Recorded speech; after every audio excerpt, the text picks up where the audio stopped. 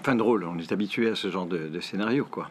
C'est-à-dire que on pense avoir la maîtrise en menant 2-0.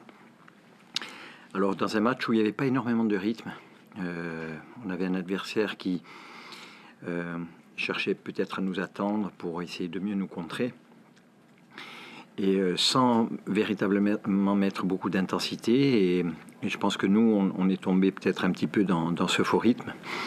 Malgré tout, on arrive à ouvrir le score et à doubler l'avantage en seconde mi-temps.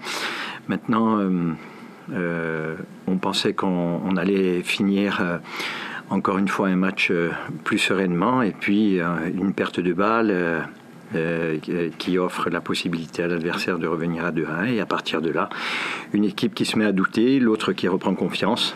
Et ça donne une fin de match crispante. C'est le point mort un peu, ça, cette partie-là.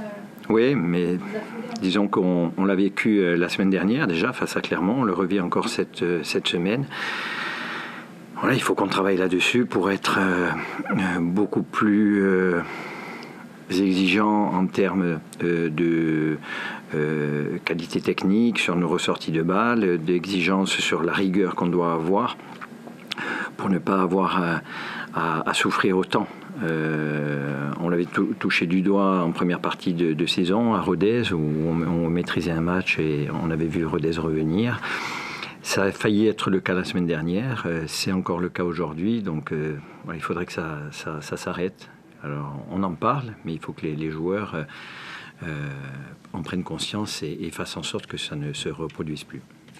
Du coup, là, à Chaux, quel est le bilan plutôt positif? Parce que c'est oui. quand même un bon match avec 3 points de vous. Oui. Où il y a ce point noir qui ressurgit chaque semaine et qui est quand même inquiétant. Non, il faut le noter, il faut pas l'occulter. À partir du moment où il y a la victoire, il ne faut pas l'occulter. Il faut faire en sorte que ça change, bien entendu, parce que c'est pas facile de gagner un match. On a toujours des adversaires qui essaient de contrarier notre jeu. Et donc qui sont hyper motivés face à nous. Et quand on a la chance de pouvoir maîtriser une rencontre, il ne faut pas donner d'opportunité à nos adversaires de pouvoir prendre de la confiance et nous mettre en difficulté. Voilà. Je pense que la maîtrise, il faut qu'elle soit tout au long de la rencontre. Et voilà, il y a des attitudes qui doivent impérativement changer par rapport à ce genre de situation. Je parle d'attitude, c'est plus sur la rigueur, sur l'idée, il ne faut pas tomber dans la facilité, il ne faut pas tomber dans la suffisance et rester le plus sérieux possible, le plus rigoureux possible jusqu'à la fin de la rencontre. Vous semblez plus en place que jamais. Là. On a l'impression que les repères sont bien là, que...